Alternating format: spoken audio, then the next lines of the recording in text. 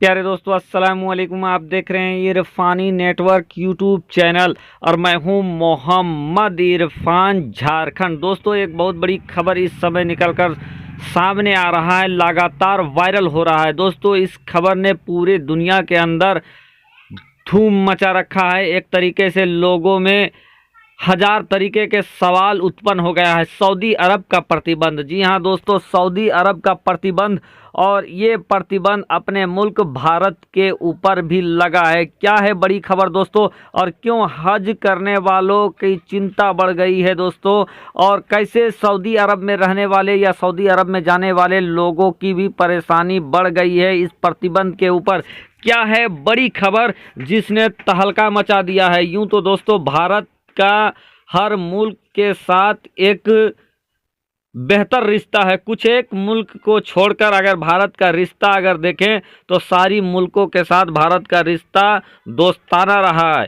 चाहे आप Saudi Arabia की बात करें या और दूसरे गल्फ मुल्क की बात करें, भारत का रवैया काफ़ी बेहतर रहा है, दूसरे मुल्कों के साथ समन्वय भी बेहतर रहा है।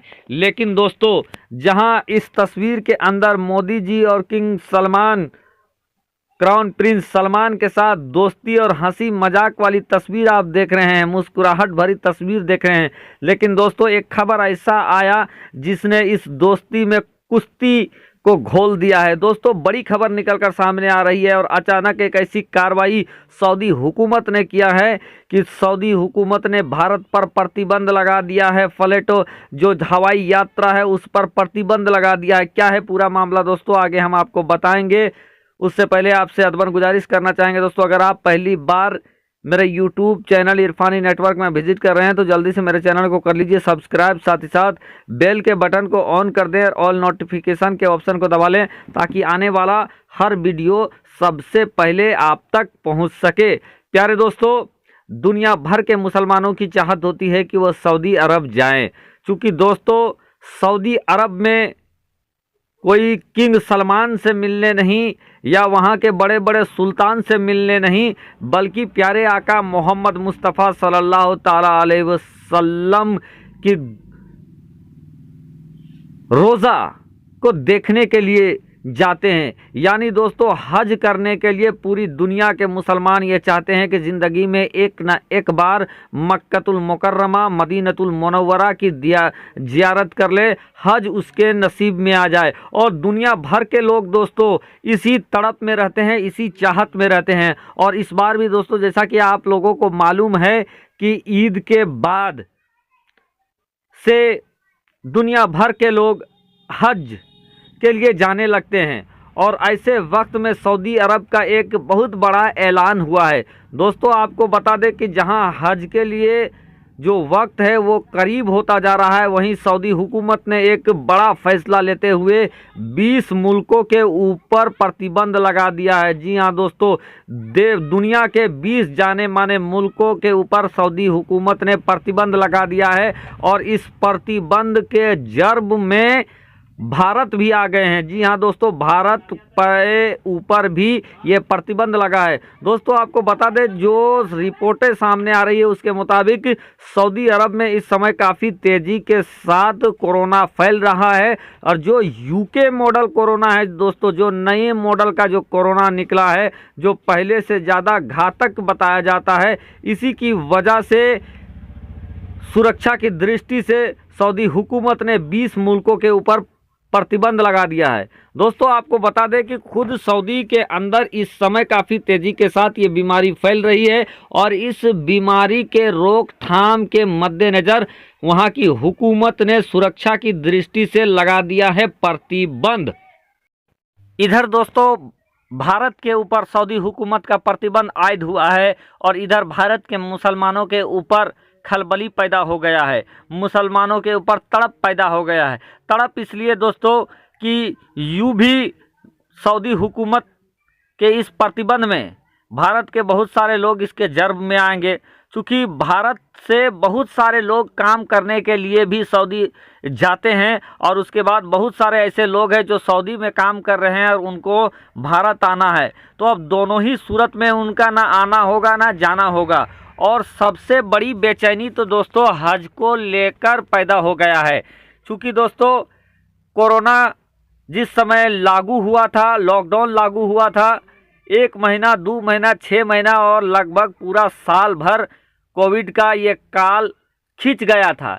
यानी कोई भी इसकी सीमा नहीं होती है और कोई भी बताता नहीं है कि कब ये ख़त्म होगा, ये कब हटेगा। ऐसे में दोस्तों ईद भी अनकरीब है और ईद के बाद से ही दोस्तों पूरी दुनिया से लोग हज के लिए जाने लगते हैं। तो ऐसे भी हिंदुस्तान से बड़े भारी पैमाने में लोग हज के लिए जाने लगते हैं। और ऐसे में जिनका ये तमन्ना था कि इस बार वो हज शरीफ के लिए जाते, हज बैतुल्लाह के लिए जाते, उनके ऊपर भी काफ़ी ओहपो की स्थिति उत्पन्न हो गई है। उनके फिक्र में भी अब हज की बातें आ गया है।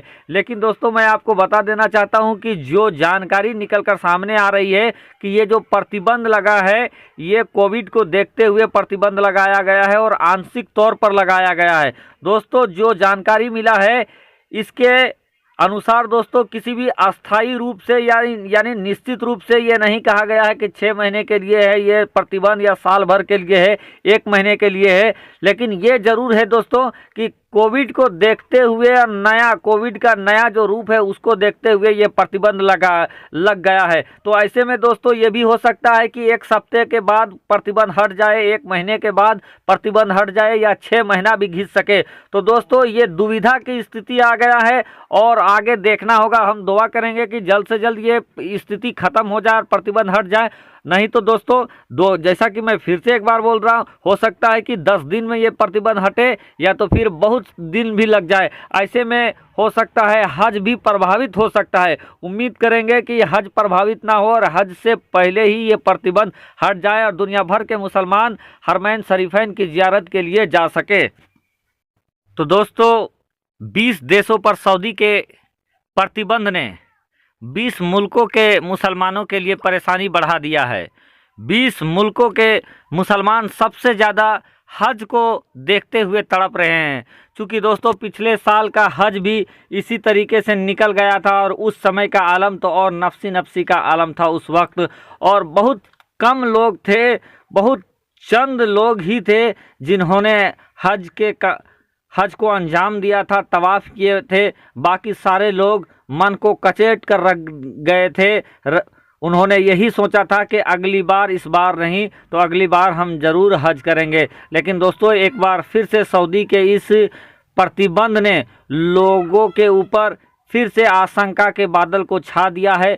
फिर से आशंका बरकरार हो गया है कि सऊदी का अगर प्रतिबंध नहीं हटता है तो एक बार फिर से उन लोगों का हज पर जाने का सपना चकनाचूर हो जाएगा। तो ऐसे में हम दोस्तों दुआ करेंगे कि अल्लाह तबारक व तआला जल्द से जल्द सऊदी में जो बीमारी फैल रहा है उस पर काबू आए, दुनिया भर में जो बीमारी फैला है वो ख़त्म हो जाए और फिर से दुनिया भर के मुसलमान प्यारे आका मोहम्मद मुस्तफ़ा सल्लल्लाहु ताला अलैहि वसल्लम की रोज़े की ज़ियारत कर सके, दुनिया भर के मुसलमान काबा शरीफ की तवाफ़े कर सके और दुनिया भर के शांति और अमन के लिए दुआएं कर सके। दोस्तों रब की बारगाह में दुआ है कि अल्लाह तबारक व तआला हम सब को भी हरमैन शरीफैन की ज़ियारत कराए, हम सब के मुक़द्दर में भी हज लिख दे। अल्लाह तबारक व तआला की बारगाह में दुआ है कि अल्लाह तबारक व तआला हम सब के घरों में रोज़ी रोज़गार में बेपनाह बरकतें अता फरमाए। हमारे घरों से जो भी बीमार है अल्लाह तबारक व तआला प्यारे आका मोहम्मद मुस्तफ़ा सल्लल्लाहु ताला अलैहि वसल्लम के सदक़े तुफ़ैल उनकी बीमारी को दूर कर दे। हमारे घरों में रोज़ी रोज़गार में बेपनाह बरकतें अता फरमाए। रब तबारक व तआला प्यारे आका मोहम्मद मुस्तफ़ा सल्लल्लाहु ताला अलैहि वसल्लम के सदक़े तुफ़ैल हसनैन करीमैन के सदक़े तुफ़ैल हमारे वालिद वालदा का साया, हम सब के वालिद वालदा का साया तादेर हमारे सरों पर कायम और दायम रखे।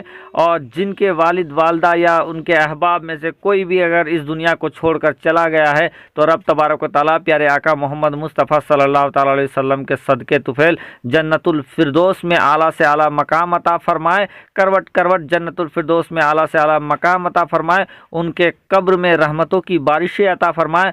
रब तबारक व तआला हम सबको जब तक इस दुनिया में रखे एक बनाए, नेक बनाए, जब इस दुनिया से उठाए खात्मा बिल खैर करे। रब की बारगाह में दुआ है दोस्तों, इस जानकारी को देने में किसी भी तरीके से अगर किसी भी तरह का लर्जिश हुई होगी तो रब तबारक व तआला के बारगाह में तौबा करते, तौबा अस्तगफिरुल्लाह रब्बी मिन कुल्लि ज़ंबि व अतूबु अलैह।